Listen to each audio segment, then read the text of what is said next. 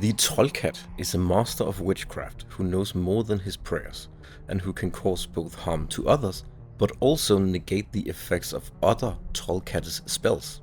Some Trollcat carried with them Cyprianus, a book of incantations. Once there was a horse breeder who kept losing horses, and a Trollcat gave him the advice to bury a dead horse under the stable door, a hole so big that the dead horse could be buried upright, and then no more horses would die. The Trollcat also said that the wife on the farm would die within a year. From then on, the horses lived and the wife died. Oh, okay. So the first thing that comes to mind with these things, Jesus, stumbling on my words already. Guess my bones are a little bit rattly today. No. Yeah. The first thing that comes to mind is that are these Trollcats, are they like trustworthy? Because I mean, you might accidentally cause like some weird ritual to just like have all your horses die or something if you trust these guys. Absolutely not trustworthy. Some of them are really bad. Oh no. Yeah. So these stories, do they have like a bad ending where, you know, bad shit happens instead of what they wanted initially? I don't think any of these Trollcat they ever like make it out on top. No. Well, yeah. I mean, it makes sense. These guys are like, I mean, they sound untrustworthy. Like it's this magic guy, essentially, that just shows up and he's like, hey, just like bury a dead horse upright in your ground and your horses will stop dying. Yeah, that sounds very logical, especially considering the Draugrs with the whole upright thing. You know, where they if they don't die lying down, they come back. You know, it kind of gives me bad vibes. It's funny that the position of how people are buried has such a significance in like the folklore that we've explored so far. Yeah, it is. I mean, this might be related. I mean, you'll have to tell me, but it seems to be like a common theme. It is. So what we're doing now is we're continuing our journey on the island, and we're going to look into some of the other weird things that happened aside from the Draugr. And I think in the next episode from this one, we're going to journey to the mainland. And I actually wrote a thing in the ending of this where we actually follow a person that lived on the island and who had something happen to them, who eventually moved to the island and married a man who knew a lot of spooky stuff. Damn.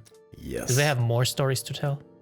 They have so many stories. That's going to be the next episode after this one. Fuck yeah. Just this guy's stories, because he had some wild ones.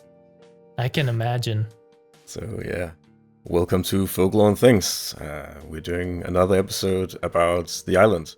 This one I titled The Warlocks of Læsø.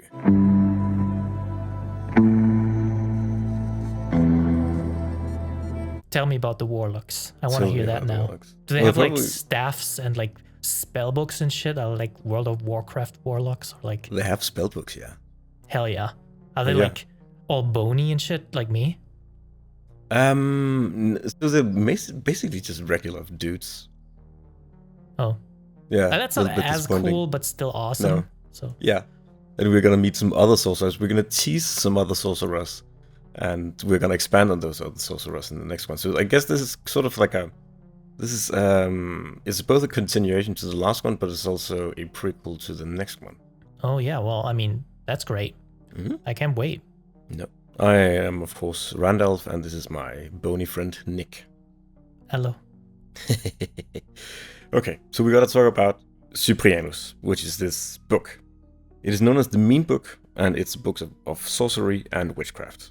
According to legend, it was written by a Syrian bishop, Cyprianus, who was originally an evil warlock early on in life, and then he eventually became a bishop in what is now Turkey, but was part of Syria back then.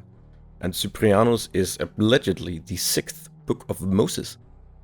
And the devil tricked Moses into writing the book after he was done with the first 5. And it allegedly contains all of the sorcery that the Jews had learned during their thraldom in Egypt. Yeah, well, I mean, books are always interesting, I suppose. What makes that book so special, though? What makes it special is that it's a book of the spells. And I think what I thought was interesting about it is a little picture that I will show you. Because I was like, okay, so how does a book that a Syrian bishop end up in Denmark? And then I went back and I looked at where the Vikings, they did Viking things. Mm-hmm. Yes. And so you can see that apparently in the 11th century, they were quite active in North Africa and in Italy. And they also had a tiny, tiny, tiny little outpost in what is now a part of Turkey, which is where the book is from. I can see it. Yeah. Right at the bottom. Yeah. Yes. At the bottom of the green there. Yeah. So they must have encountered the book, is my theory, and then eventually it must have made its way back to Denmark. Wow, that is really cool. I mean, that kind of stuff, I think is very, very interesting. So, Right. when I was still going to university, I actually first studied archaeology. That was my major. And what I learned is that a lot of cool shit comes like from Middle Asian countries. And a lot of very, very old shit. Actually, the jury is still out if the first people came from there. So Yeah. it's really, there's really a lot there. And one thing I specifically remember is how they would, mine lapis lazuli there. Yeah. And it would be really expensive, but you would find it all over the world, and you would know that it would come from that place.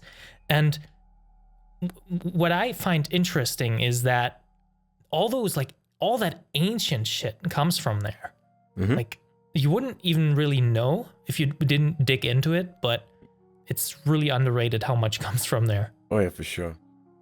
Yeah, it's just interesting how much the world has been connected for like thousands of years before we think it has been connected. Yeah, for sure. I mean, with globalization nowadays, it's easy. But back then, you'll find like weird shit, and then you're like, how did this get here, Right, yes. There's this crazy thing right now where they have found all of these copper axes. They have found them from the northern tip of Norway all the way down to North Africa. And the trippy thing about these copper axes is that the copper is mined from the same mine in Wales. That is so cool, though. I really Right. That is awesome. Metal. Yeah. Some of them are 4,000 years old. So like 4,000 years old, there existed a trade network that was capable of having trade between all of these places, and like a lot of trade. Yeah, I mean, a lot of these, like, especially if you look at the map again, you can see that, Wales, North Africa, and Denmark, all have these connections to water. So they're very well connected. Although, okay, I guess for Africa, you do need to travel a fair distance. A little bit. Still, though, I would imagine that's where they got it from. Yeah, I agree. It made its way up through all those trade routes. It eventually becomes what is called the Vendelbo Cyprianus. And that was a book that was used by people in the region of the country I'm from. So both on the island, but also on the northern tip of the mainland, which is also not the mainland. It is also an island, but it's connected by bridges, and that's called Vendsyssel. And I found a translated version of the spellbook. So it's translated from the dialects that were spoken up in this region of the country, which was not Danish, it was something else, and it's then translated into Danish. Did you translate it? I didn't translate it, but I can read the old dialect because it's still spoken a little bit around here. Yeah, maybe like this hasn't been said enough, but like a lot of these stories that you're telling, I think we did talk about this a little bit last episode, but like they're not anything you can easily find online. These like Randalf goes through these old ass books. Yeah. So I think that's really cool though. The translation is over 100 years old, and the book is actually falling apart. And I went through the trouble of digitizing the book in case that it like melts at some point. Ooh, always the archiver. Yes. So the translation is printed, and it's based on a couple of different ones. Both a bunch of like handwritten spell books that were found in people's houses, but also a few printed ones. And the three biggest ones are the Ørtoft, the Grønheden, and the Råbjerg Cyprianus. Uh-huh. And they contain good advice and incantations on how to combat the work of warlocks and the devil against misfortune and sickness. And then you just kind of hope it works. Yes, there are actually spells in here.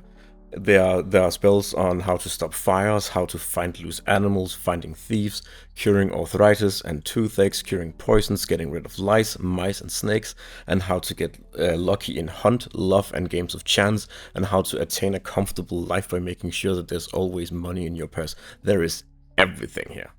Holy shit, it's like, I don't know, I mean, you would only ever need that book. I mean, it's like wish fulfiller. It's like arthritis. Mm-hmm. Yeah, it's like everything fucking toothache. Yeah, I mean, why would you ever need another book in your life?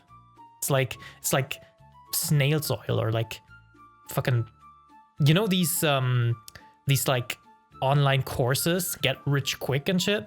Yeah. Oh, you think this is a self-help book from the 1800s? I mean, it sounds like it. I mean, yeah. Arthritis in the 1800s? Yeah. I mean, but it goes to show, though, that even back then, people had the same kind of wishes and like dreams and hopes and shit as they do today. The exact same issues. It's so funny. Like, they were just people, but back then they were apparently also just making spells. And gambling. The most famous one is the Art of Cyprianus, and that's the most documented one. We actually know exactly when it was written. It was written on the 14th of January 1824, and it was written by a wise man in a little town called Hobby, and his name was Christen Stendal. And he actually made his living printing these books and also practicing sorcery. That is oddly specific. How do we know when this was actually like written? Do they have like a date in there? There's a date in the book that they have found of his, and also he was fairly famous in local news. Oh, gotcha. When was this again? 1824. Oh, gotcha. It's not... Well, yeah, maybe, okay. I guess maybe I was a little bit too quick with the arthritis thing. Maybe. But yeah, I mean, at that point, things are a little bit more well documented, I suppose. Sure. Yeah, that makes sense. Yeah, I mean, I think they knew what it was, but I don't think they knew how to treat it. But apparently they did because they had spells. Yeah, I mean, that's all you really need, right? Yeah. A little bit of magic dust and fairy spit or something. Yeah, these spells, they contain... So the way to cast them, we'll get into that. But yeah, it contains... a few different things. Sometimes you need holy objects, but also sometimes you just need to say these like very specific words. Oh shit, it's like Bloody Mary. Yeah, basically, yeah. Can I like summon a demon or something too? And on accident if I like mispronounce something? Not with this one, because we're gonna get into that. I have come up with a hypothesis. I have come up with a theory that there are two different books. I couldn't say it. Okay. Yeah. Because we found the four main ones. There's the Robia Cyprianus, which was printed in 1822. And the funny thing about that is that Robia is actually home to its own Dune Beast. Oh, yeah, we had that last episode. The Dune Beast. Yep. And this one is actually still alive. Oh, shit. Yeah. It even buried a church near where it is. Once again, the church gets buried. It's like, if there's a Dune Beast, then the church gets buried. That seems to be how things goes. But what is interesting is that it's not dead yet. It's still active. It's moving 15 meters northeast every year. Uh-huh. And in about 200 years, it will sever the connection between the northernmost town in Denmark, Skagen, and the rest of the mainland. Oh, shit. Yeah. Well, what will that do? Like, well, I mean, they're gonna have to figure out how to build a road around it, I guess. But yeah, I have a couple of pictures so that you can see it. Yes, do share. There it is. Ooh. I mean, these things always look so cute from these angles, but then you have like the comparison with the people, and you're like, oh damn. Yeah, and also it's a desert that moves, which is just inherently creepy. Yeah, it really is. I mean, deserts, like, they always kind of move. It's just because they're, True. you know, wind and sand Yeah. and shit. It just happens. But damn. Yeah, I've been to it a couple of times. It's actually it's pretty cool, but it is pretty creepy that it's just this body of sand in a landscape that is not made out of sand, and it's still just moving ever so slowly. Mm-hmm. Yeah, I mean, looking at these pictures, like especially the second one, you can tell how big this is. You know. Yeah, it's a massive area, like compared It's to like- it's just being a dune. Yeah. It's like literally a moving desert. That's so creepy. Damn. So this translation, yeah. No, I was saying you have these massive hills and then this the third picture that are just almost completely covered in sand. Mm-hmm. Yeah, it's pretty creepy. Or at least it's creepy if you know the backstory of it, right? Yeah, I mean I think it's creepy anyway, because can you imagine that thing like creeping 15 meters a year towards your house and you're like, oh shit. I mean, I think it's like True. it's got like the Draugur's got nothing on that thing. No, yeah, this thing is wrecking stuff, and it's also still alive, which is creepy. Yeah, somebody needs to fucking bury it horizontally. Yep. Yeah, we need another guy, like the guy that buried it here on the mainland, here on the island. But yeah, so Cyprianus, in the translation, it says that it is a mean book that was mostly used by devil's servants, warlocks, and witches to do evil with. And when you read it, it says here in the translation. So the translation is funny because it's written by a man who's like super into Jesus, and he is appalled at what these spells include. So he's like, "You'll be taken aback by the almost blasphemous way church prayers, Hail Marys, and Our Fathers are mixed with summoning Satan, Beelzebub, and other devils in hell. But oddly enough, here the intent is to help good Christian folk and defend against misfortunes other warlocks have cast upon the innocent." And I just thought that was cute. It's kind of funny though, because like, oh shit, like the book is kind of evil. Yeah. But on the other hand, he is doing good with the book. I mean, what qualifies as good though? Like, does the gambling thing qualify as good? Right. Or like making a woman fall in love with you. Yeah, that doesn't sound good to me, but I mean, No. I guess I suppose who knows with these people. But from what he writes, we can conclude that there must have existed another version of Cyprianus that contained spells and incantations to cause harm, because we have heard a little about those in the past, and that one must have been used by dark warlocks that had promised their soul in servitude to Satan. So there must be both a dark Cyprianus and also a light Cyprianus, that this one is like used to combat the forces of darkness, right? Yeah, well, but I mean, like a warlock that has like the dark Cyprianus and is like sworn to the devil. That sounds really, really metal, and therefore really, really Scandinavian. Mm-hmm. Which I can respect. Yeah, it's pretty cool. It's pretty cool that there was apparently like a war between light and dark, because if these things exist, then they must have existed in the minds of the people that believed in them, and to them it must have been completely real. Mm-hmm. Yeah, I mean, especially back then, I would suppose that would happen. Like people thinking it's real and like taking sides and shit. Mm-hmm. I mean, which is funny enough because that happens in real life all the time, especially these days. Yeah.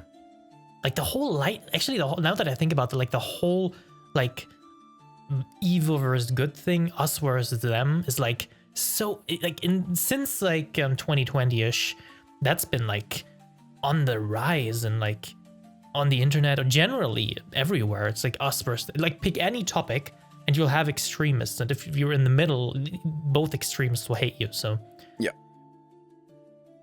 and I think but with these kind of things, you can tell like that kind of attitude, I suppose, is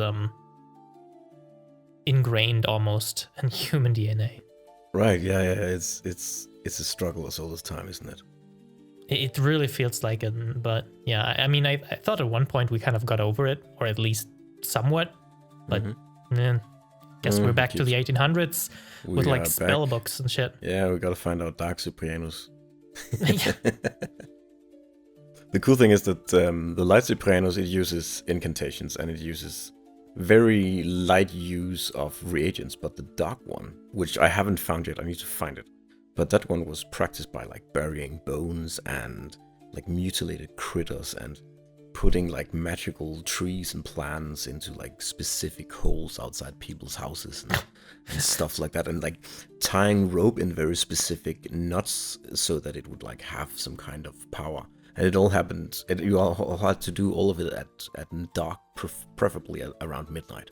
I mean, naturally, but I don't know. I feel like some of these things is not like the others. Like one of these things just doesn't belong, as they say. Like mutilated critters and like bones and shit, like bury corpses to make magic. Yeah. And then the others are like just, plant a tree or whatever. Yeah, so the light art is very much like you read these divine prayers and incantations. And many of them are Catholic church hymns and Latin rituals and all of that kind of stuff. Yeah, I mean, makes sense, yeah. Yeah, but what is interesting is that there was a church scholar called Peter Palladius, and he was a traveling church historian who wrote down that the witches learned their riddles from the monks, and that the monks probably learned the riddles originally from old heathen techniques. So maybe both sides of the Dark Cyprianus and Light Cyprianus are both like old heathen magic, but one of them has just, because of the church's propaganda, been giving like a Catholic makeover. Ah, that's such a good theory. I love that. Like old New Testament shit, and I love it. Yes. Yeah, they just changed all the names around so that the light magic would be the good Christian magic. Yeah, maybe they had like maybe the dark one is the original, and they just like no, maybe change that up a little bit. Yeah, that makes sense. I mean, especially I think what's also really interesting is how like once again you have monks that like just take heathen shit and just claim it. Yeah. It seems to be a theme too. Yeah, it really does. I think and I think another thing that points towards it being much older is that one of the spells in the book has to be cast on Walpurgisnacht, which is you probably know that it is the night that the witches congregate on either Brocken in Germany or in Tromsø in Norway, depending on which part of Northern Europe you're from. Yeah. I mean, for us, Walpurgisnacht, it's on the Brocken. And, I mean, it's not that important to me because I'm, like, far away from that mountain. Yes. But there's a lot of stories about that, too. But when, like, they say witches go there at night. I think there are, like, stories about headless horse riders or shit. I'm not really too well versed in that in these stories. I climbed it last year, and you can actually read a lot of the stories as you're climbing up the mountain. I would imagine so. It's very cool. Really love that. It really has a haunted atmosphere, so I can understand why it was the inspiration for like so many spooky stories. Yeah, I mean that makes sense. I mean I've never been, but that would make a lot of sense, especially if you say it's like the vibe and stuff. Like what makes it scary or creepy-ish?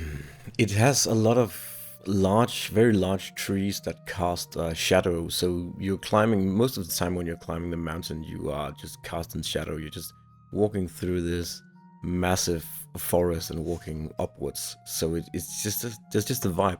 And it's apparently also, it's the intersection between a lot of like old trading routes. So the people would have been passing through here all the time. And apparently it was also a place where law enforcement, they didn't really want to go, so a lot of thieves would be hiding on Brocken. Yeah, that makes sense. That it's like there's this like completely different part of the earth But there's this story. It's called Water Margin. It's from China, and it's about these. Well, let me put it a different way. In the beginning of the story, there's this scholar, and I think if I remember correctly, he like on accident he like releases I think like 80 evil souls or something. That sounds familiar. Yeah, and then they have like he goes like up a tree, up a hill and shit, and he accidentally frees them. If I remember correctly, I'm not sure. And these souls turn out to be like bandits, and they live on a mountain too, like surrounded by a swamp. So it's hard to access, and they have all like these superpowers and shit, like fast travel and stuff. It's really, really cool. If you haven't read it, it's Water Margin. I need to read it. Yeah, it sounds familiar, but I've probably played through a version of it in a video game or something. Yeah, I mean, there's I'm not sure if should we advertise other podcasts here? Probably not, but they're like that's fine. I think we're allowed. there's this guy. I think his name is I don't remember, unfortunately, the name, but I mean, it's a bad advertisement if you don't remember the name of the podcast you're advertising.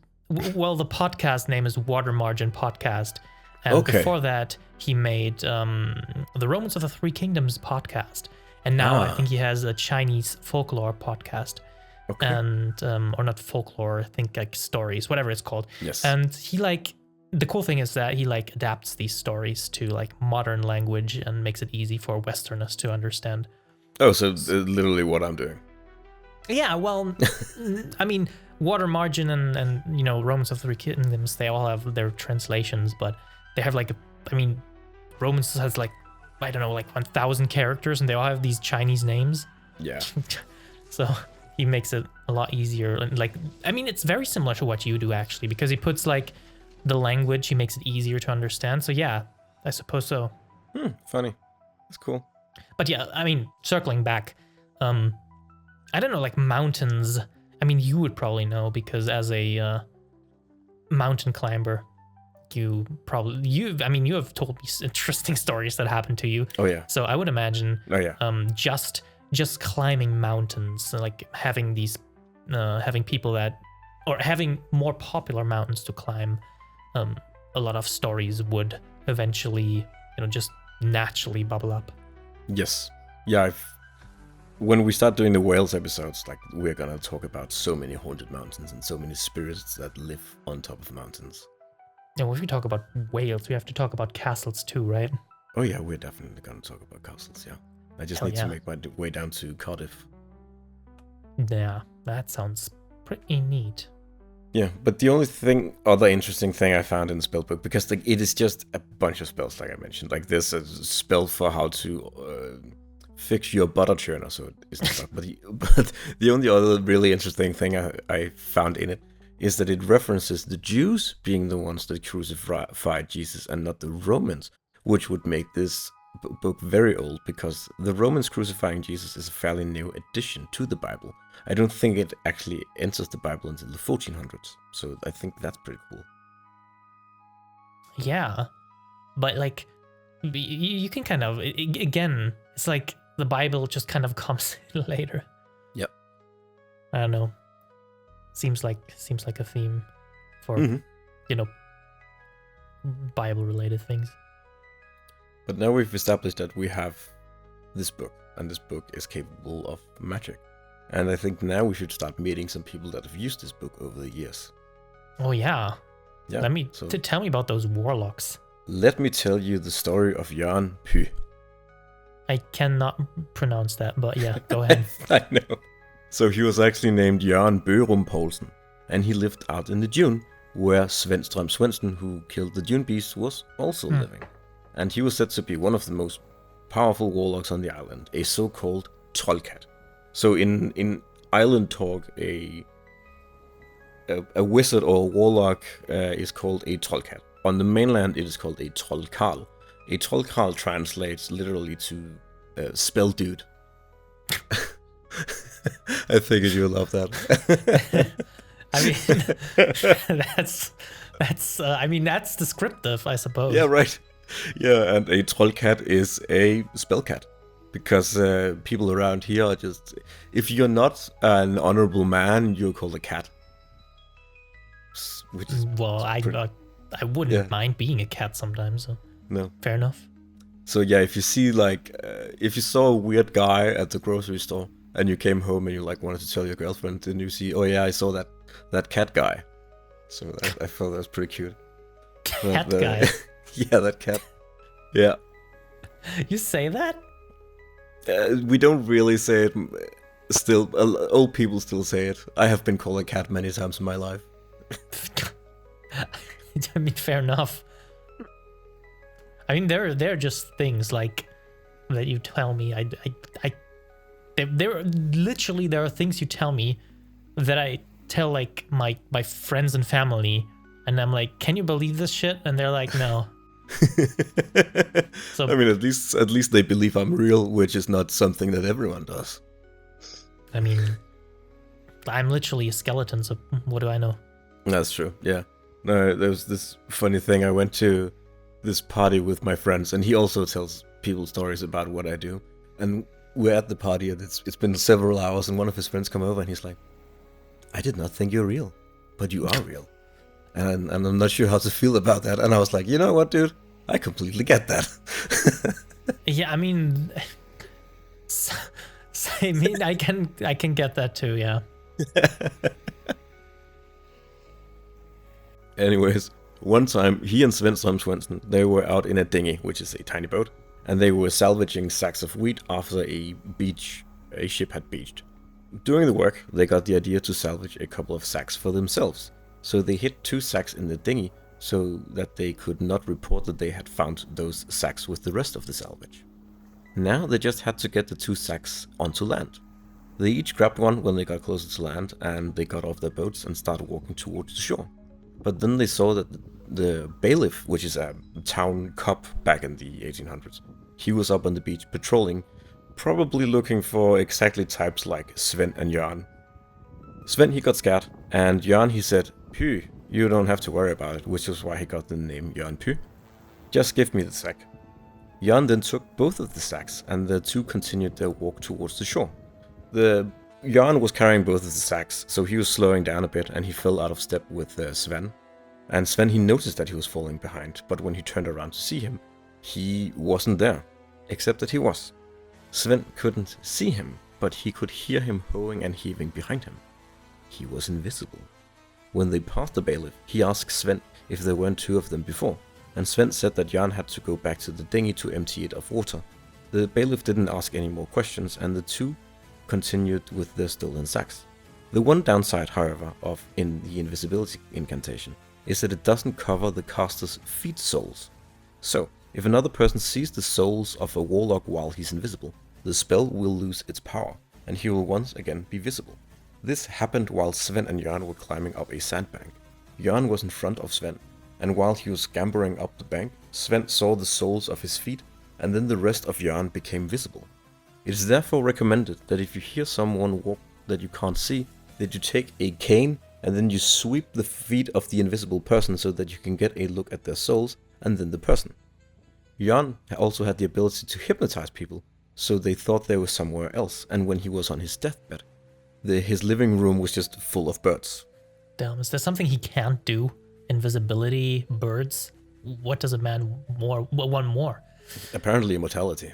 He couldn't fix that.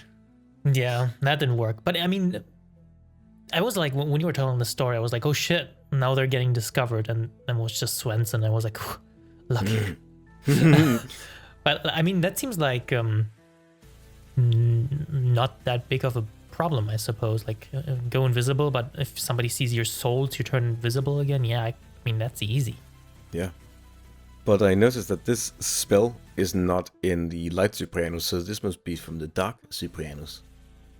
Oh, so he had that one, or did he have like both? He could have had both, but he definitely must have used the Dark one for this, because that's the invisibility spell, isn't it, in the Light one? I wonder what's like, the invisibility spell, so to say, of the Light one. It's like a visibility spell, or I don't know. Yeah, I think so. Yeah. I think actually the sweeping of the cane could have been maybe a magical ritual in its own. to counteract it. Yeah, I mean, it could be, just sweep him. But yeah, I think this is one of those stories that really showcase. I mean, this is like a magical kind of story that you would hear in a fairy tale or something. Mm-hmm. Yeah, it's very Grimm Brothers, right? Yeah, exactly. Yeah. It's very, very grim. And I was like, I just caught myself like listening to you and being like, okay, so what's gonna happen next? Because it has that energy. Love it. Yeah. It's just a cute little story about a wizard. Yeah. Is there more to it? Or a trollcat. No, that's where it ends. Ugh. I was like, okay, are they gonna get caught or something now that he's visible again? No. I did found a court record of him stealing at some point, where the villagers they came out and they put up a line between some trees so that he would stumble over the line and then he would fall and then he got caught.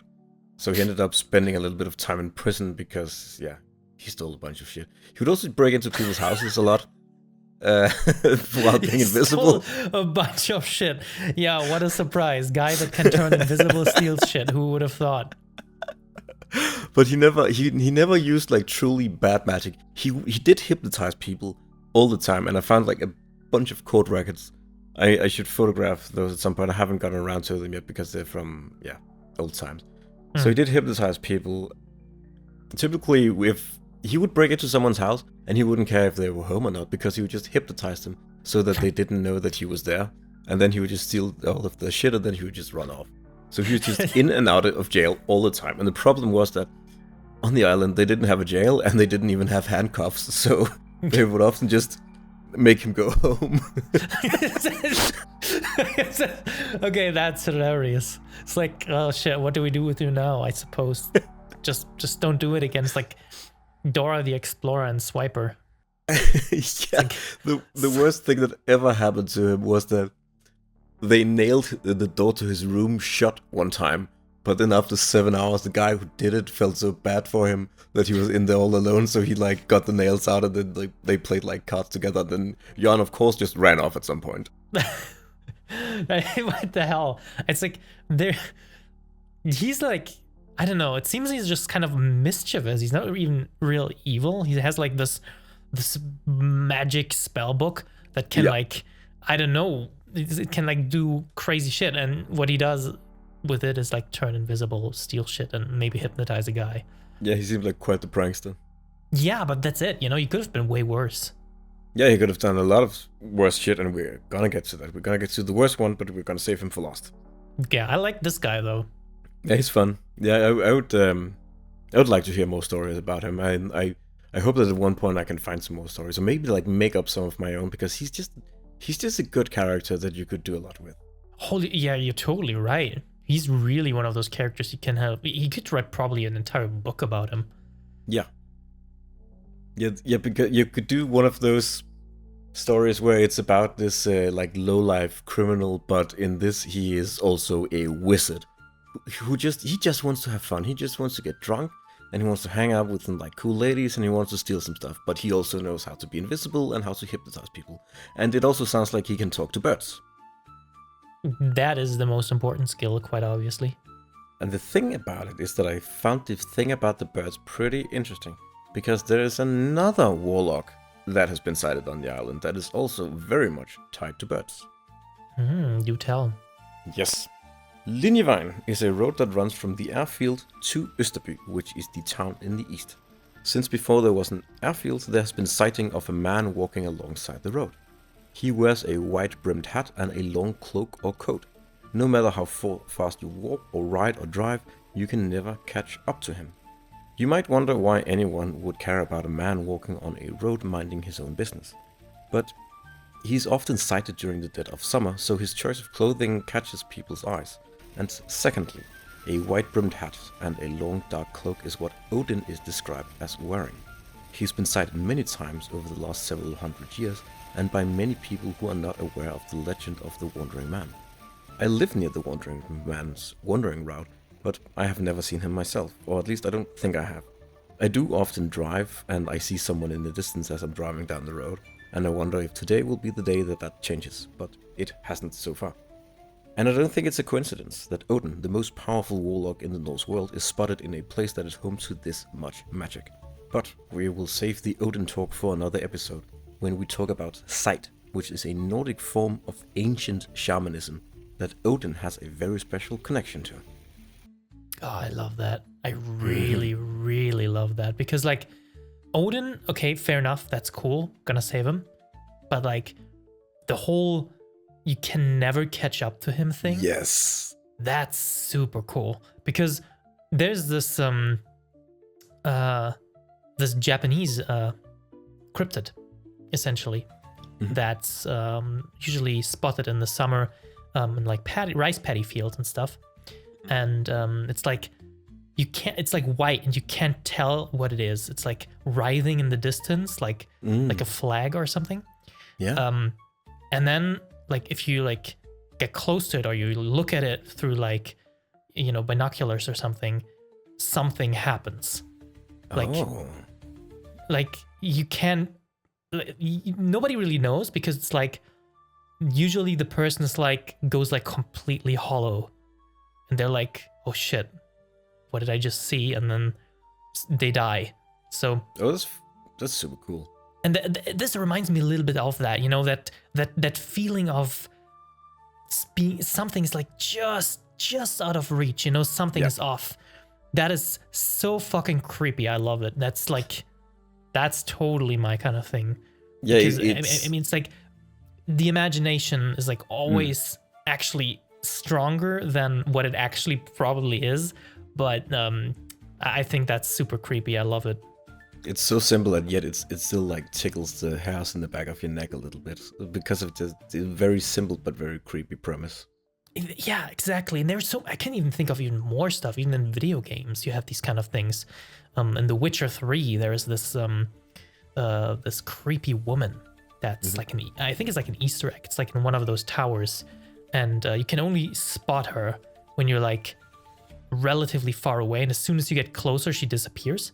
Or like I don't know, like what was it? I think it's in Mario. It's like Hell Valley Sky Trees that kind of follow you around, but they're like out of reach. We can't even tell what they are. Obviously, like with video games, you can data mine and shit, but I just love that kind of vibe that just barely out of reach. You can't tell what it is. That is so cool.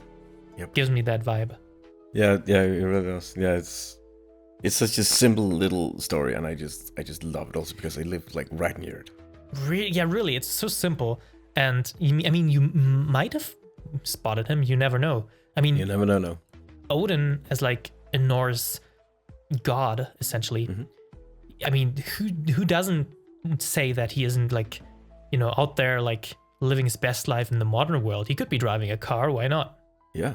And this is a place that he has visited before because this is the home of Aegir. And he has been to a feast here that Aegir hosted.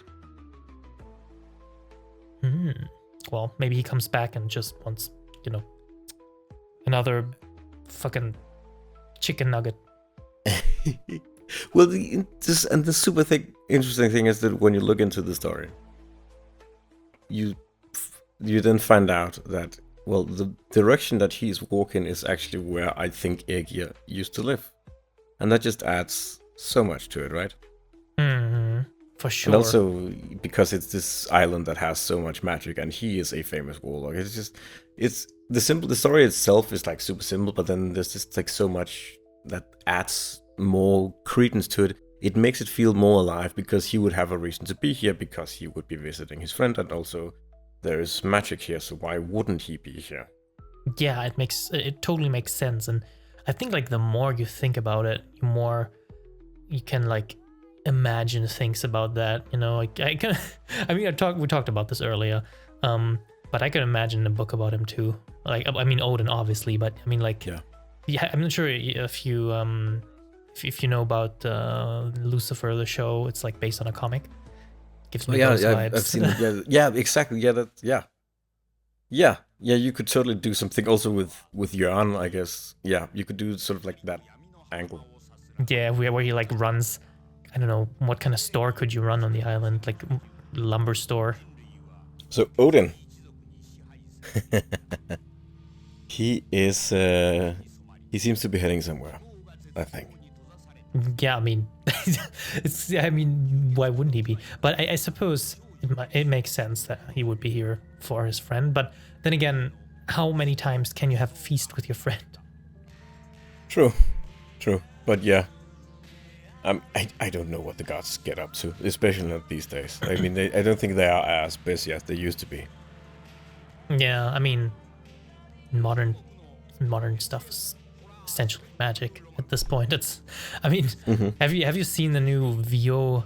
I think it's called 3 Google AI. That's creepy. Yeah, creepy is the right word I would use for it. Yeah.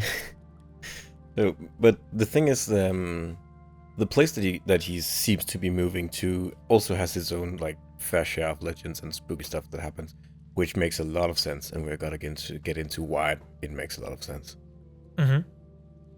Because even when the church was still standing, there was still a spot on the ground where it looked like the grass had been trampled down, and because there wasn't any morning dew when we would arrive there every morning, and allegedly it was a sign that the dead had been dancing out there at night.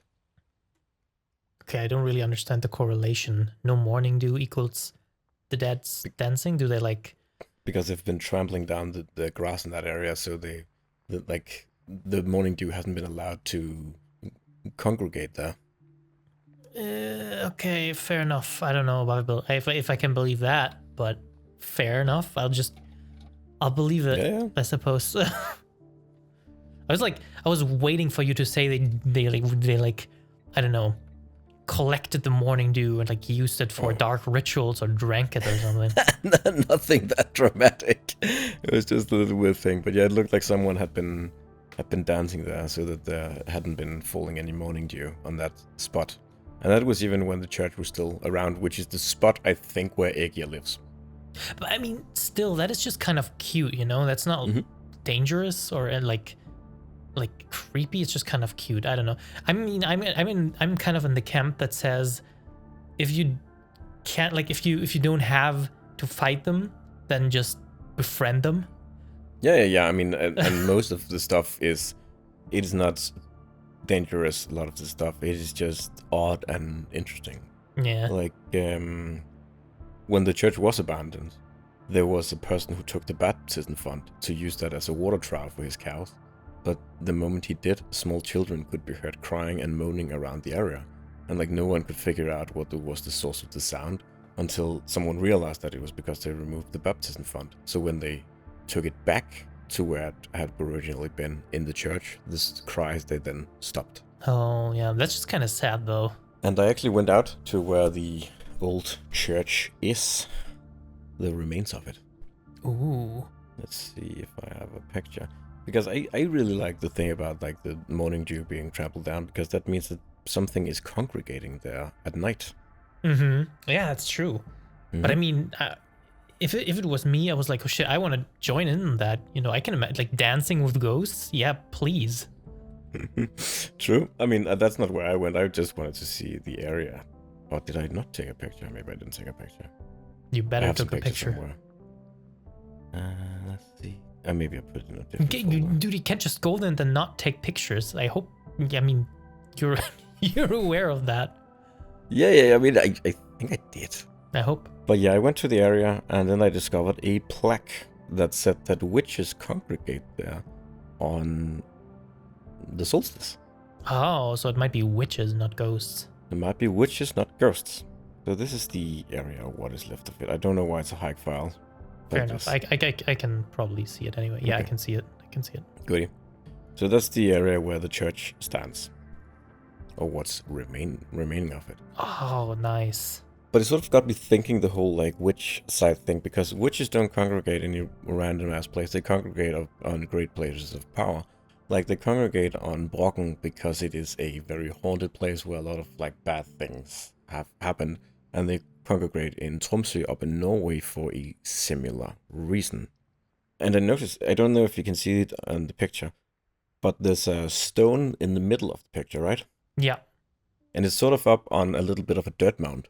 Yeah, you know, the first thing that came to mind was like these giant graves. So the thing is, there should not be a dirt mound there. So Why not? Because everything from the church was removed, so there shouldn't be anything left. That's weird. But there's obviously a bunch of stones, and those stones are covered in dirt. And in a place like Denmark, that is not random. Because let me show you another picture. Because we have these... So Denmark is home to one of the oldest Stone Age cultures we know about, and one of the most developed Stone Age cultures we know about. Oh yeah, for sure. Yeah, a couple of Stone Age cultures only existed here, and they predate some other Stone Age cultures. And a lot of Stone Age cultures actually started here and then moved other places. And here are two pictures of some burial mounds from when they were around. Yes, exactly. Yeah. Exactly, that's what it looks like. Exactly. Yeah, that's what I was talking about. Yeah. Yeah. The interesting thing is that there are no documented burial mounds there are documented burial mounds on the island, but they are not in the region where we are right now in the other picture. Because the burial mounds that we've mostly been finding are from the Stone Age. And the island was very, very tiny during the Stone Age. And the part of the island where that burial mound that we're looking at right now, that had not been, that was still covered by sea by this point. Oh, okay. And you can see, so there are 85,000 suspected burial mounds in Denmark, and I've just showed you a map of them. And you can see that there are on the island a little tiny cluster of burial mounds. Yes, those are up on the north coast, and we do know about those. But we are out on the little handle. That's where the church is. So I looked into it some more, because that is who I am. So if it's like your brain won't let you go on unless you my brain know will this. not let me rest until I have discovered why there's supernatural beings living on my island. Yeah, maybe. And then your brain, you like beg your brain, okay, we'll figure this out. And after that, you'll be a normal brain again, okay? Your brain just kind of laughs at you. So, I found a map of what it looked like during Stone Age versus the Modern Age. And that should be there. So the tiny island, we can also see some of where the Stone Age people have lived. You can see the little tiny island inside the island. That is what the island used to look like about 4,000 years ago. Yeah. But then I also found out, I went through some archaeological history of the island, and I found out that later in the Iron Age and in the Viking Age, as late as 1650, there were people living right where that church is, where I showed you that there was a burial mound. Well, the burial mound at the church, or the supposed burial mound, we don't really know. It could be. No. It's likely? Yeah, because if people were living here as late as the year 650, like, they would need to be burying their dead, I think. And then I went and I researched, well, who could have lived here? And I think our old pal Aegir. In the Nordic faith, he is a god, but in the Icelandic sagas, he is a warlock that is specifically mentioned to be a mortal, because it is a great honor that he gets invited to a feast in Valhalla, because he is just a mere mortal, but he's a very powerful warlock. Is he like the most powerful one we know? He is at least, I mean, probably not compared to Odin, but yeah, he's fair enough. Extremely powerful. Right. So he gets invited to this feast in Asgard. And he then invites the gods here to come have a feast here. And that is such an elaborate feast. People are so impressed because the food comes out on plates on its own. There's no one carrying them. And then I thought, well, maybe if there were someone carrying them, what if they were invisible? And that could maybe have something to do with the grass being trampled. Maybe the grass isn't being trampled because they're ghost dancing. Maybe they're just like invisible servants of Aegir who are out dancing at night, who were also the ones carrying in the food during the feast. You know, that also came to mind because we had the story about the invisible warlock earlier. Yeah. That would totally make sense, especially considering, you know, this book of shadows or whatever it is. But I mean, I suppose then, depending on how often that happens, they're lucky that nobody has seen, you know, the soles of their feet. Yeah. Yeah. And Cyprianus, he wrote Cyprianus in the year 600, and the last known settlement over here was in 650. So, Hmm. the book would have been around. That is really interesting. Yeah, and if Ægir was a man, then he would eventually die, and he would eventually need to be buried somewhere significant, like a barrow. Uh-huh. Mm-hmm. That is so cool. It's really interesting though that this like with the stones and stuff, it totally looks like a grave, but it's not documented. That is like the most like interesting thing, because I mean, archaeologists, you don't become an archaeologist for the money, you know, you love that shit. No. Because there's no money in archaeology. So I would imagine somebody has to have been obsessed enough to like investigate this, but it seems it hasn't happened. It hasn't happened. Which is absolutely crazy. It also makes so much sense to build a church on top of a sacred mount, because like if you are converting to Christianity and you are a Viking, then you aren't. So the Vikings didn't like get rid of the old religion, right? They just built upon it with Christianity, and Christianity had churches, so it would make sense to build their new holy sites on top of their old holy sites. Yeah, I mean, it totally makes sense. You know, the more you think of it, the more it clicks.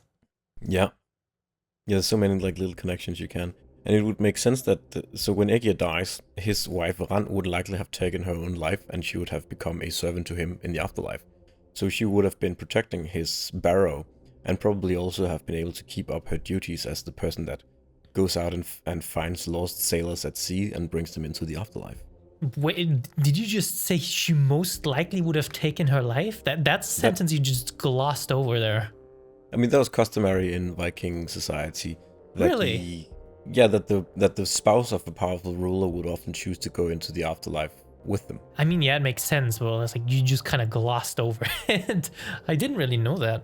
Interesting. Yeah, and you would also have a couple of loyalists to you that would do the same, which would, of course, became the Draugr. So maybe she's also some kind of Draugr adjacent spirit. Maybe so. It's like, so I think that's a pretty cool thing. That like I just started connecting all of these things, and I think it's pretty neat if there is a barrow out there at the old church, and it would make so much sense given the various stories.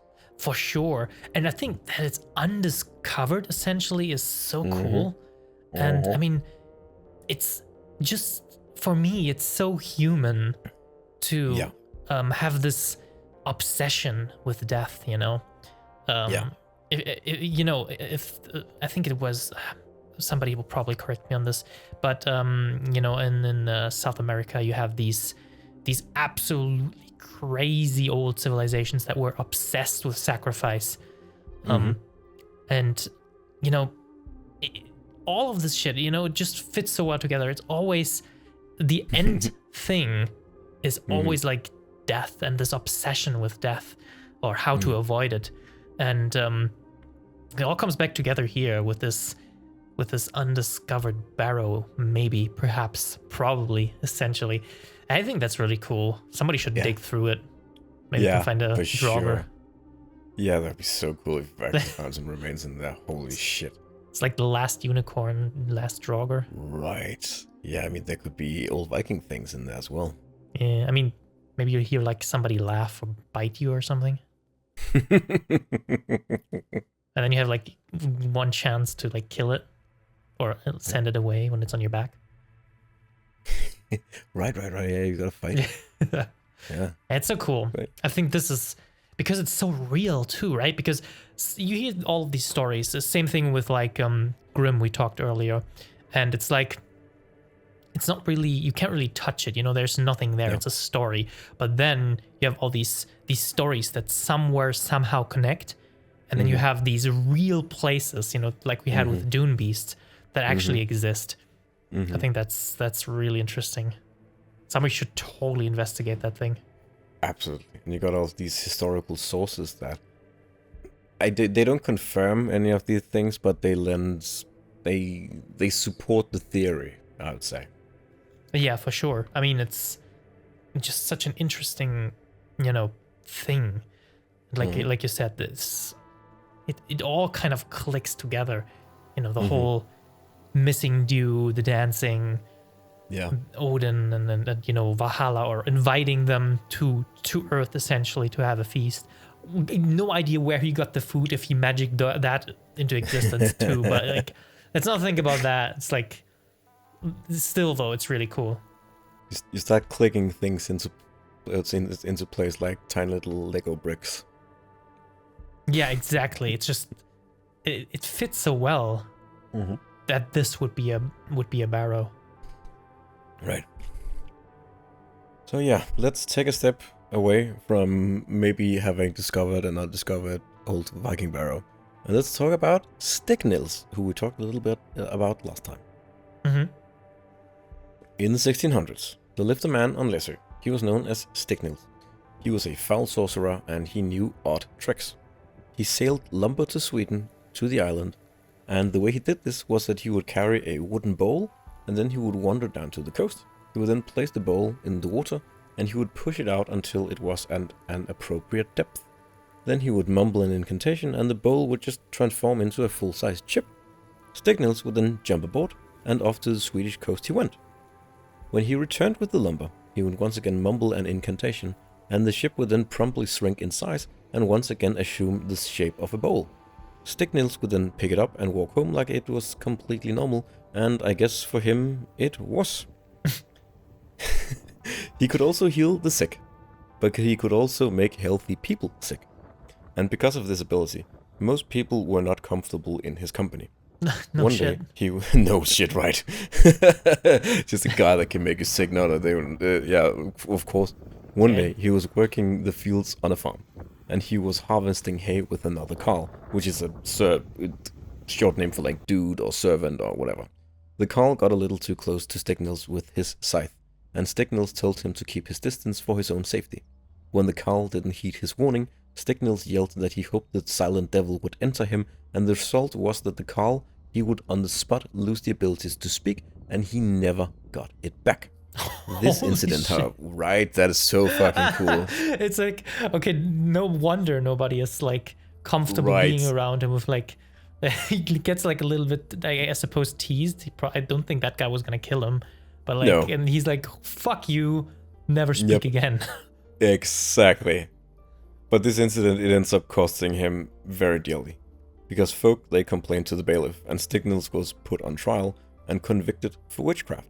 He was first placed in a spiked barrel and then rolled around, and then he was placed on the wheel and burned at the stake on Gallows Hill. After the fire died out, his earthly remains were buried. Yes, and let me show you a spiked barrel as a very, very, very comfortable thing to be killed by. Not just a little killed. Yeah, oh, Jesus Christ. So the wheel is also extremely uncomfortable. Oh, damn. That is brutal. Yeah. So it's there's like, also an alternate wheel. It could also be this wheel, which I think is even worse. Yeah, I mean, it's like crucifixion on drugs.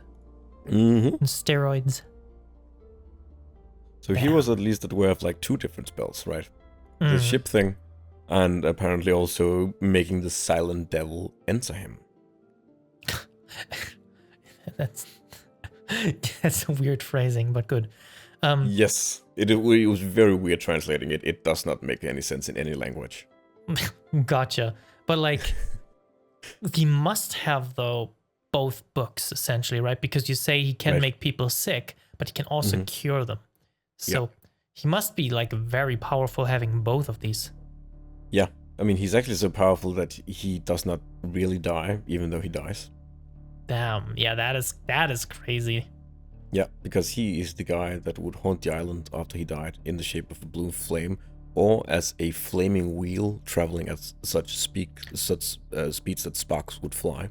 Oh, dude, that is so cool. Because like and Dark if you saw Souls, him, and if you saw him, you became sick afterwards. Damn, I mean, he's just like an asshole though. Because like, I mean, you can be pissed, but I mean, just because somebody like, I mean, essentially, he warned him once, fair enough. But like, man, kind of overkill here. Yeah, one warning and you're just fucking silent forever. He's a lot more quiet these days, but he can apparently still be seen on Christmas and New Year's night. I would imagine. Actually, I can totally imagine, like, you know, how sometimes these videos pop up of people seeing like weird lights or something, and they're like, "Oh my god, it's ghosts or aliens." I can totally imagine that happening. That's him, yeah. Especially on the island. I mean, I don't know. I mean, how the island is at night, but if it's like completely dark, It is. you'd be absolutely. I mean, it would be easy to spot him then. Yeah, it's there's these places on Earth called dark sky zones, and this is one of them, where it doesn't have light pollution. God, that's so cool. You can see the stars and shit. You can see you can see 60 times more stars than you would probably be able to see outside your window. Like the entire sky is just lit up with stars, and you can see all of the galaxies and all the constellations. It is intense. Like nights are not really truly dark over here because like there are so many stars in the sky. That is so beautiful, really. And you're not allowed to bully him, Stignils. If you bully him, that's a bad thing. I mean, can you even bully him? He'll just, I don't know, like make you deaf or something. Well, a lady once tried. She was making a joke to a group of people that on her way home, she would drive so fast past Gallows Hill in her carriage that surely the teeth in the skull of Stignils, they would rattle. And when she like did mine. that, yeah, exactly. When she did drive past Gallows Hill, she actually lost control of her horses and she fell off the carriage. It's ambitious to try to bully him, I'll give her that, but why? But again, it's, yeah. I mean, I think the islands were just generally assholes. Okay. I mean, it sounds like, I mean, on one hand it sounds like it, but then you have the whole story about that guy, you know, stealing shit and then just, you know, get sent home. That's not really asshole-ish.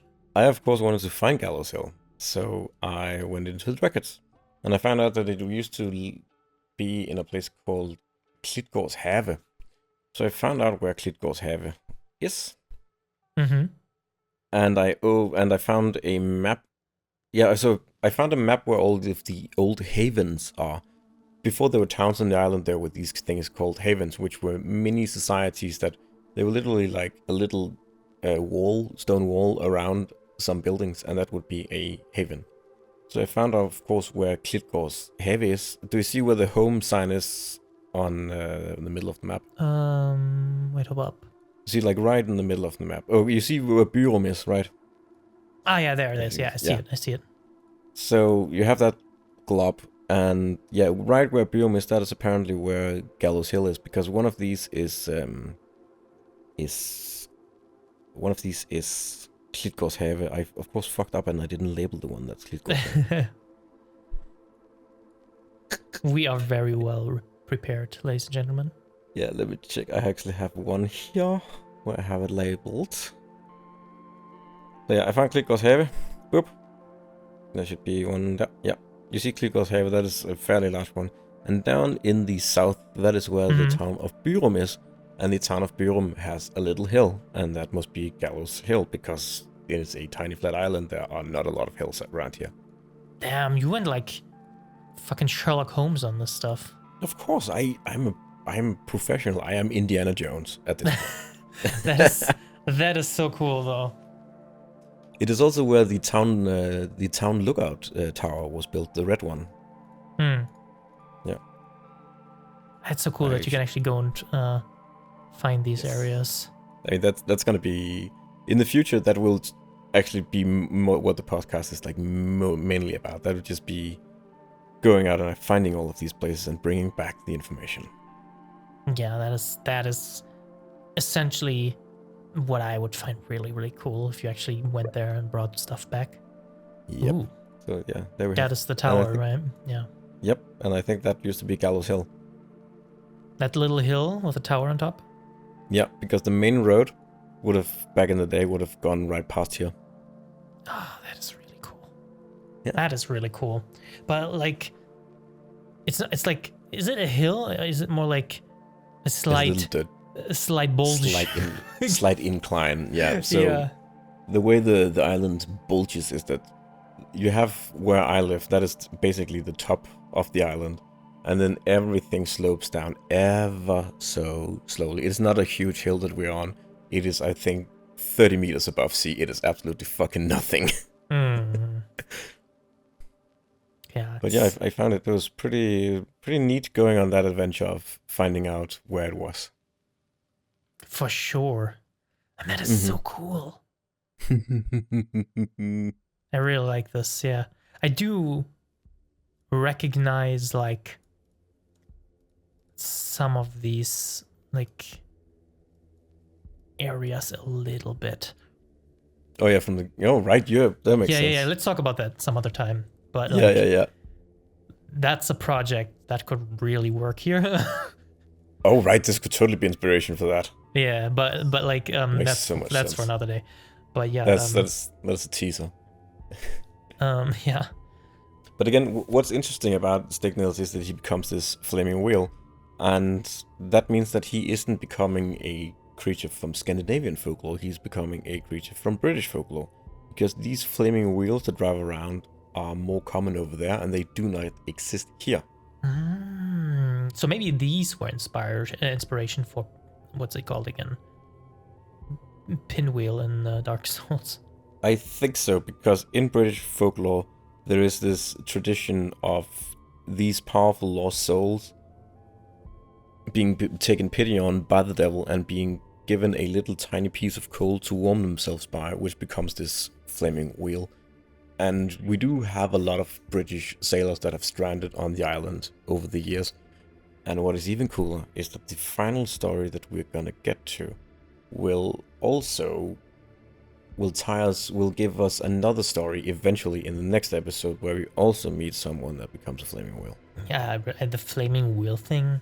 I mean, we even saw, like, you know, the whole wheel execution thing. It totally fits together. Yeah. Yes, because now it is time to introduce Else Bjørnsdatter. I'm not even gonna attempt to pronounce that. Else, daughter of Bjorn. Okay, fair enough. I can pronounce that. Because we're so far back in time that people have patriarchal and matriarchal names where, like, their last name is just the name of their father or their mother, and then with a daughter or son. Yeah, after. okay. Yeah. I remember that. So she works at a farm here in Byrum, and we're gonna introduce her because we will eventually follow her to the mainland. She's the one you were talking about earlier. Yes. Yeah, she had an experience here on the island, and she will eventually go to the mainland, and she will marry a guy who we'll meet in the next episode, and that's gonna be brilliant. I want to hear like 20,000 fan fictions about how they met. I don't think it was a marriage of love.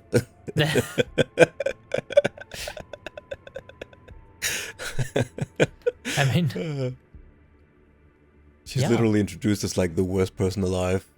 And well, so there's this storyteller who travels around Denmark looking for lost folk stories back in the 1800s, because like local folklore at that point is dying. And he visits the home of this guy who has a bunch of stories. And Else basically won't let the guy inside the house. And he is finally let inside the house. But then Else and her daughter, they start just yelling at the guy until the guy that Else is married to, who is like the storyteller, he just like runs off, and the storyteller has to go out in town, and he has to find him and then take him back to his hotel so that he can tell him like these stories. So yeah, Else is I don't think the most loveliest of persons, but we'll need to follow her for this story. Hell yeah. Pastor Jensen in Byrum, he wanted to go to Østerby one day, and he wanted to be driven. He went next door to Søren Krobeck and wanted him to take him by carriage. Søren said that he could not do it, and that Else should do it instead, and off they went. When they were returning that evening, they stopped before Bollesbro, because there was something going on. The spectres were out to play. Else asked the pastor if they could take a shortcut and drive along the beach until they could reach another bridge and cross there to avoid going through the haunting. The pastor said no, and Else begged, but he was firm. He said, "No, I want to drive on the road." Moments after saying this, the horses reared and screamed. and when Elsa looked to see what scared them out on the road, there was nothing there. The pastor then got off the carriage and took the fourth wheel off the carriage and then threw it into the carriage, and then they just drove over Bollesbro and all the way home without further incident. The day after, the pastor showed up and put the wheel back on. It's been questioned how the carriage managed to get all the way back with only 3 wheels, and if it was true, but Elsa insisted that it was. I mean, so what's the correlation here with, like, okay, there's so much to unpack. Okay, so first off, like, he like insisted on the road, like he's like, I want the fucking road. The road or nothing. Yeah. I don't know why. Maybe he wanted the scenic route, whatever.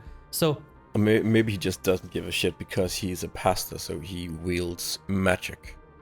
Yeah, I maybe mean, he's just not fucking scared of ghosts.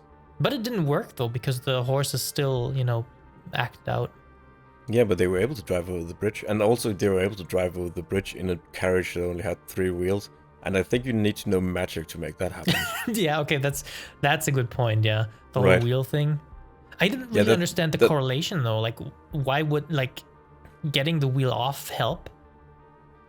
I think that has to be some old 1800s, 1700s weird logic thing, because I think the implication is here that a carriage cannot pass over the bridge without the horses getting spooked, but a carriage needs to legally have 4 wheels to be considered a carriage. So if it only has 3 wheels, it's not a carriage, and then there's ghosts who are playing by rules, because that's the thing about the island. Things play by rules. They cannot scare the horses because the carriage only has 3 wheels and is therefore not legally a carriage, and they're only allowed to scare carriages. That is my thinking. I fucking love it. That is so goddamn German. I swear. That's like, there's this joke that we norm everything. Yeah. And that is hilariously German. It's like, technically it's not a carriage. Exactly. That's it. my thinking. I love it. But yeah, I think the pastor seems to be a bit of a warlock himself, and we're gonna see that next time, where we also meet a priest who fights the devil. Ooh, actually, the devil this time, huh? Actually, the devil this time. But yeah, Bollesbro, that is not a thing that exists on the map of the island. But you better believe I fucking found it. Yeah, of course you did. That is amazing. I love it. Fucking Indiana Jones. Yeah, that is so cool. Of course you fucking found it. Of course I fucking found it. Okay, so this storyteller guy that visits Elsa when she is living on the mainland, he comments that her accent is so thick that he is having a hard time figuring out what she's actually saying, and he's just names that she is saying, he's just writing out phonetically. Then 150 years later, the descendant of Elsa and her husband, he is writing an ancestry book, and he then theorizes that her middle name, which is spelled wrong, it is not spelled like I just told you earlier, where it's Björn's daughter. It is spelled like it is almost a town that is in the area where Elsa lived. And sometimes Elsa is written down in the records as being from that town, and he theorizes that's because people got confused when they wrote down her name, and they thought that middle name was the town that she was from and not her middle name, but it's actually not how that middle name sounds at all. So I was like, okay, I had this idea in my mind that maybe Bollesbro is not called Bollesbro. Bollesbro was just how that bridge sounded when listened to by a guy who was not from the same region as Elsa was. Ah, that is such a cool idea. So I did a little thing. I started then... I started abusing my credentials, because people don't know this, and I don't know if you know this, but I work for the Culture and Library Ministry. Oh, yeah, I didn't know that. No, so my company contracts, we move library books from the island to the mainland. So I have an official title with the Library and Culture Ministry thing. And I actually have a little bit of a security clearance. And I used that security clearance to procure a bunch of maps on the island. So I started going through these maps one by one to find out if I could spot a location that could maybe be Bollesbro. And you found it, of course. Of course I fucking found it. So, let's check out this map. This map is from 1939.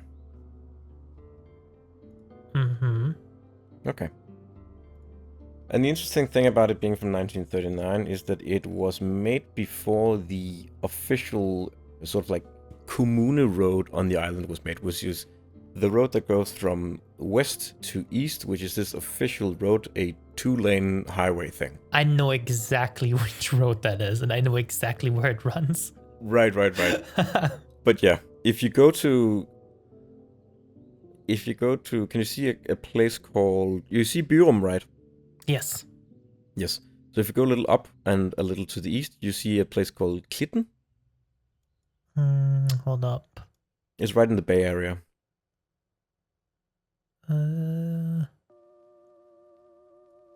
You got Stocklund. Stocken, you've gone too far. Oh. So if you see, Stocklund. So you go north from there. Yeah. Yeah. So you see Bangsbo. Yes. Yes, and then you have Klitten above Bangsbo. Ah, there it is. Yeah, gotcha. Yeah. Do you see the name next to Klitten? Oh, there it is. Bollesbro. Or, if you are a very rural person, Bollesbro. I can't pronounce it correctly, but it's like boots, bro. But like. Yeah. Yes, exactly. Okay. And then it gets more interesting, because I was like, there's no bridge there. Or is there? Maybe there was at some point. Exactly. That's why it's significant that this map is from 1939, because it is from before the official big road was made. Mm-hmm. And I drove out. Of course you did. I was... Yep, exactly. So I drove out to exactly the place where the Bollesbro used to be. And I took some pictures. And it turns out that there is indeed still a bridge. You just can't see it because it has been paved over. But yeah, it is still there. That is so cool. I love it. There it is. Oh shit, that is so cool. Right? Completely undocumented. No one knows that this bridge is there. People have heard the story of Else driving over and that there is this haunted spot at a location called Bollesbro, but no one knows where Bollesbro is. We found the bridge. We found it, and that is so cool. I had a rough idea where it was already in the beginning, because I know that she was going to Österby, which is in the east. And I know that the man that the pastor visited to get a carriage, I know his last name is the same name as a farm in the town where I live. So I obviously knew that she was driving between some distances. But yeah, you can see if you go back to the if you go back to the map of the island, you can see that there is that bay thing. Mm-hmm. Yeah. And obviously, if you're driving from east and you're coming down to Byrum, yeah, there would be a point where you would be able to drive down to the beach and get like a little bit of a shortcut. Yes, that makes sense. Oh, it all clicks. It That's all so cool. clicks. Oh, the fucking bridge, dude. I mean, damn. It looks so tiny though. Like it's not very long. No. Yeah, it's a very little, tiny little bridge. Yeah. Yeah, I call bullshit on the story now. I mean, it could theoretically back in the day have been bigger, I suppose, but yeah. Plus the 3-wheel thing. Yeah, the 3-wheel thing, that's certainly a thing, isn't it? Yeah, that's what makes a bullet. No, I think it's like, I mean, I was like expecting like Sleepy Hollow type of bridge. No. I mean, it might have been back in the day. Who knows, right? Yeah, I mean, that's fair. Yeah, true. That was a really cool story. Yeah, so, yeah, because if you look at a map of the island today, then you won't see it, because it makes sense you won't see it, because there's technically not really a bridge there. Uh-huh, yeah. Mm-hmm. I haven't been out at night yet. It said that you need to be out that night. There's another haunted place, which is incidentally also a bridge. And I actually usually take people there to see if they freak out, and they often do. That's a story for another time, probably. But yeah, Yeah, I do want to hear your stories now about freaking out people with the bridge. Yeah, there's a pretty. It's so funny because we check there people there all the time, and they're like, oh, "I don't believe in ghosts," and then they walk over the bridge and they're like, "Yeah, this is a weird fucking place." Holy damn! Now I have to walk across that bridge. And we always do it at night, and it is a weird fucking place, and like it does spook you when you walk over it. I'm sure it's just a completely natural phenomenon, but there's just something weird about it. Yeah, I love it. Bridges, man. It's like fucking trolls live under there too. And there is a thing that I'm reading some stuff about the significance of bridges in Scandinavian folklore, and there's a whole thing about it. So I think it will make sense. I will have to click some more Lego bricks together at some point about why bridges are haunted. Yeah, for sure. There must be something there. I mean, it can't be about the, trolls asking for your favorite color or something.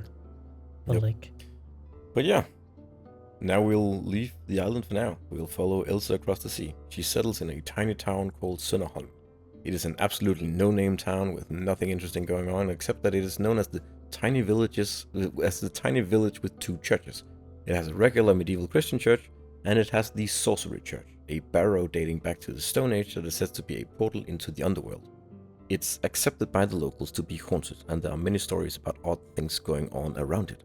And it also seems to act as a magnet for other supernatural phenomena, and that is what we'll be talking about next time, when we find out why the devil himself visited the town. Ooh, I can't wait. Devil is interested in this little town? Yep. Oh. I mean, it makes sense if it's a portal to hell, right? Yeah, I mean, it's gonna be really interesting. But yeah, thank you everyone for watching. And we're gonna have a look at some of your comments, and also if you want to talk about how we suddenly became a little bit popular. Yeah, I mean, it's really, really cool because, I mean, I've known Randalf for like forever at this point. And we've been talking about doing something like this for about as long, because there were times when we were just hanging out playing video games and you were like, oh shit, that's kind of cool, just talking about this stuff. But we didn't really have, I suppose, the whole video game-ish podcast kind of died. Because the files got lost when I was making the episode, and then I just never got around to restarting it again. I mean, that is one thing, but I suppose we both kind of sort of lost interest in talking about video games all the time. Yeah, that's my whole thing. Like, I just don't want to do video game content anymore. Yeah, and so, I mean, Randalf and me, we've never been popular on YouTube or anything, and we still aren't. But like, we expected to make this this podcast thing for like a couple of friends, maybe 20 people, maybe 30, and we were. I mean, it's not popular. Okay, we have like, what is it, like 350-ish clicks or whatever it is now on the first podcast episode. But for us, and for a channel that had like 4 subscribers or something when it was uploaded, that's crazy numbers. So I just want to say thank you, everyone. Yeah, it was really refreshing. Yeah, we wanted to make it for 20 people, and it became 350 as of this recording, which was awesome. Yeah, and what I think is, the watch time is fucking intense. So people watch it all the way through, which is insane. That's so cool.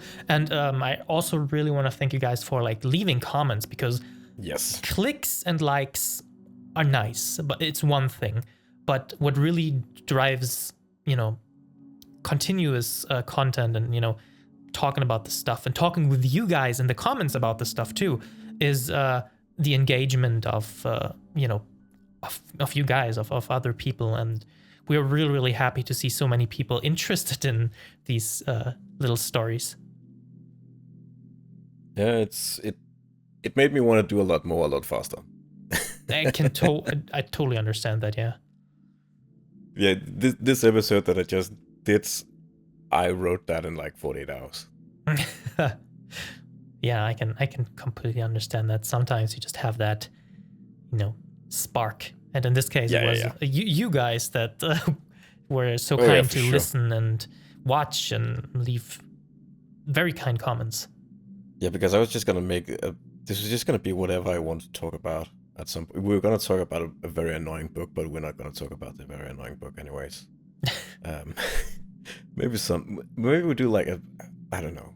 Some point we do like an extra episode. We could actually maybe do some shorter episodes every once in a while about just like random ass stories I find.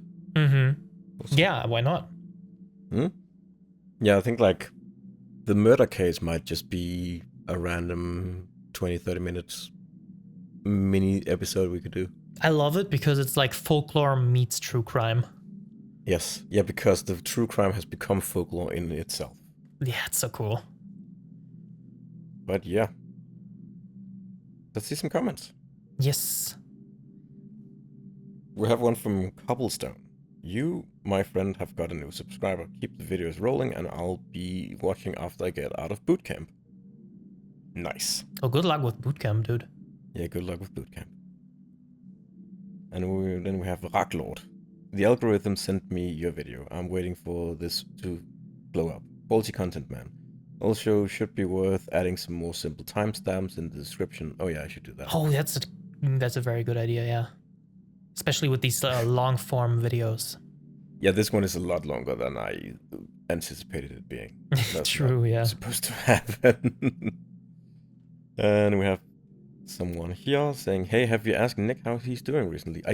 He doesn't look too well. I ask Nick how he's doing all the time. I am absolutely fine. I am good.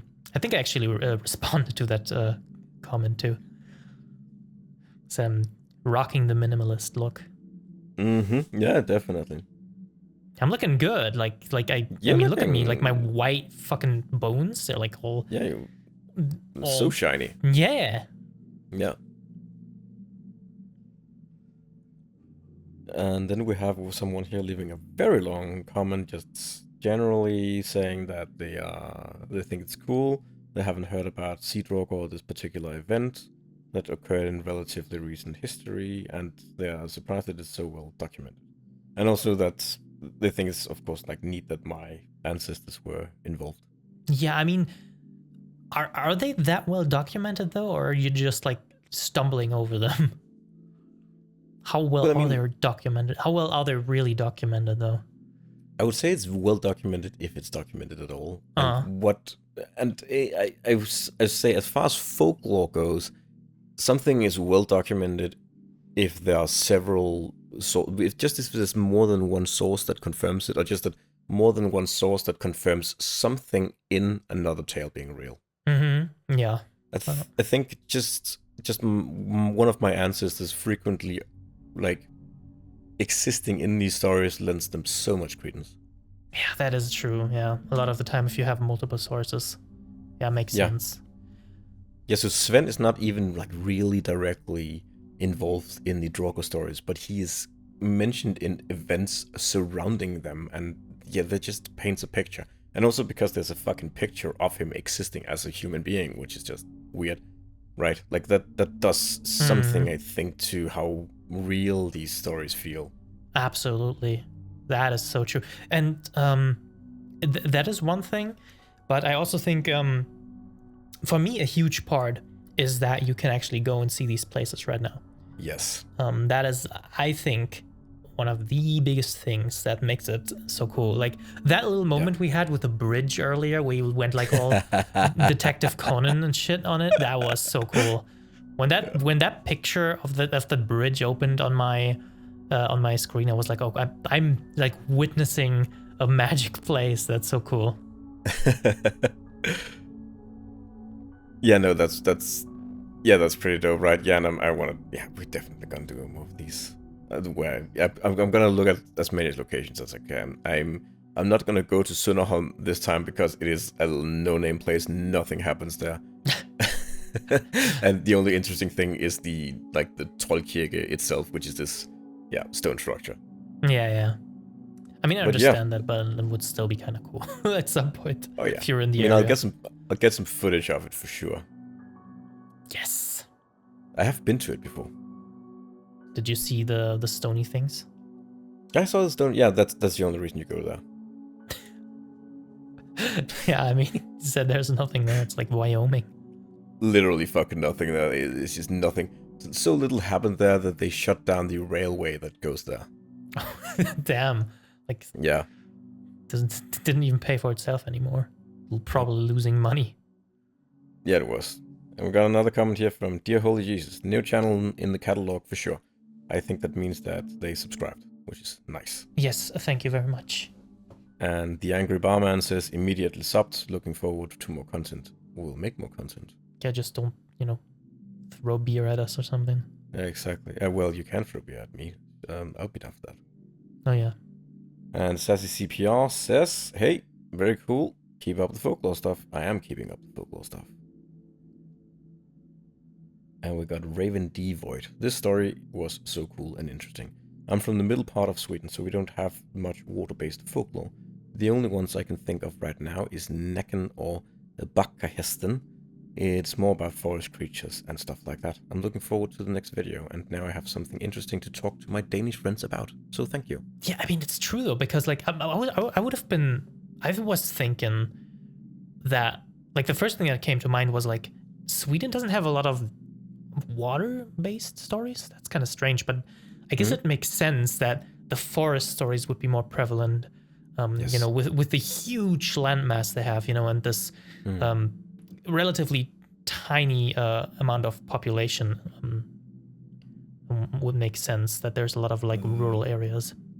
Yeah, they have not been involved in sailing the same way that Norway and Denmark have. They just don't have. They of course have like sailing culture and all that. Yeah. But it's just not to the same degree. And the part of Sweden where sailors are from is also not very Swedish. It's from a separate part of Sweden called Scania, which used to be a part of Denmark, and it's more a part of this like Kattegat culture, which is the sea that separates Norway, Sweden, and Denmark. Mm-hmm. Yeah, I guess that makes sense then. Yeah, that totally makes sense. I do like me some forest cryptids though, so fair enough. I mean, I'm gonna go up there for sure. It's on the list, and we're also gonna look into like some weird German creatures that live in forests and weird Polish creatures that live in forests. Oh, and great! I can like not know about my own culture. Can't wait.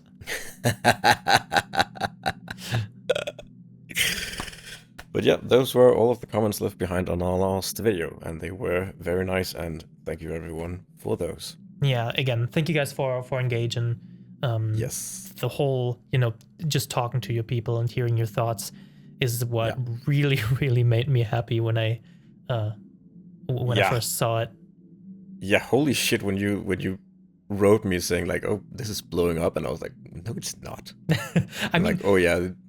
It's not like blowing up as an overnight success, but it's like for the numbers we know, it was 10 times more than we were anticipating. Yeah, exactly. And it just keeps trickling, which is intense. Yeah. Well, I think 10 people watch it every day. It's just mental. Well, I hope those 10 people come back or enjoy it. Yeah. Because I love this kind of stuff, just hanging out, talking.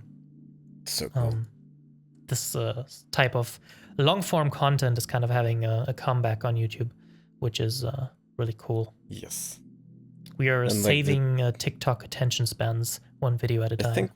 I think we definitely are. Also because the contents of our videos is so interesting that people want to watch and listen to it, because we're not just talking about a stupid ass video games. Don't get me wrong, I fucking love video games and stuff, but like, video game analysis, I'm just over it.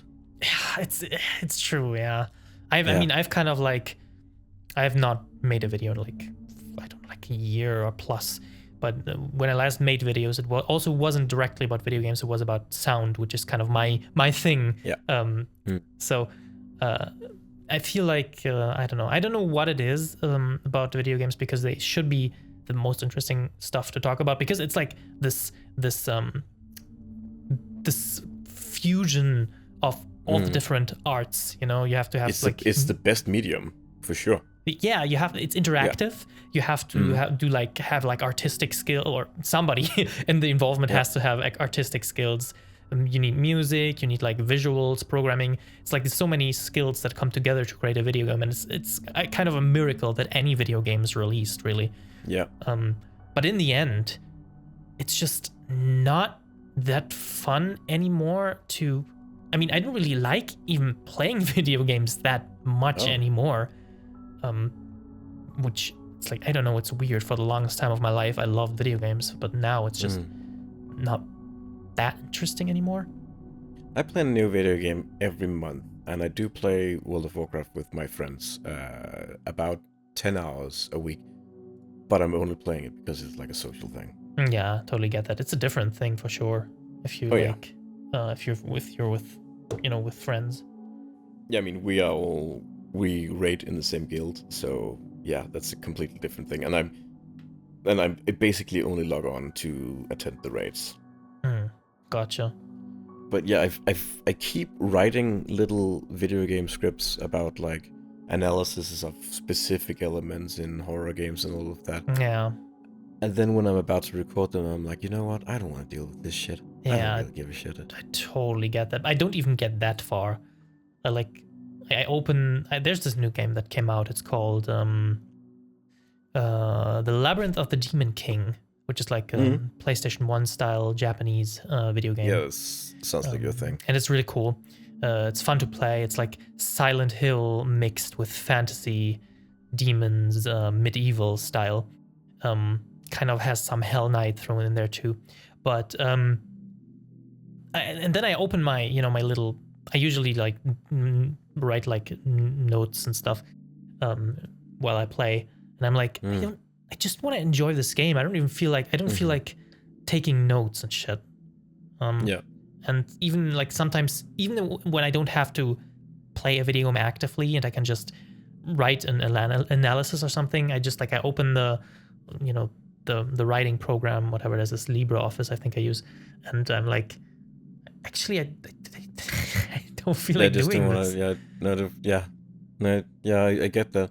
I've actually had a lot of luck lately where I turn on my webcam and my microphone and I just play through the game and I commentate over it. Like I can do that still, and I think that's fun. But it also has to be... I have to be in the mood where I want to replay a game that I haven't played in a while that I really loved. I can do that, or if I see like a game that I feel particularly strongly about and I just want to experience, I can turn on the webcam and I can do that, and I will probably continue doing that. But like scripted content, I think I'm fucking over it.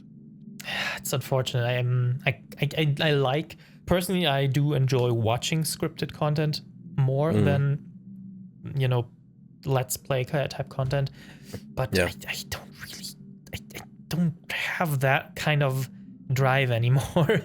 No, I mean, I still have the drive. It has to be something else. It can't be video game content. This I am all over. The previous episode that we did, I have written that as a 40-minute documentary, sharply edited, and I'm like thinking about, okay, how am I gonna animate all of these sequences? I'm totally fucking on that shit. And that is basically what reinvigorated my entire thing about doing videos again, because like I started having this nagging urge in the back of my mind about 3-4 years ago, where I was starting to feel unfulfilled by making video game videos, and I just couldn't figure out what else I wanted to do. And then when we started doing this folklore thing, it just fucking clicked. Yeah, it's really fun. It just made so much sense.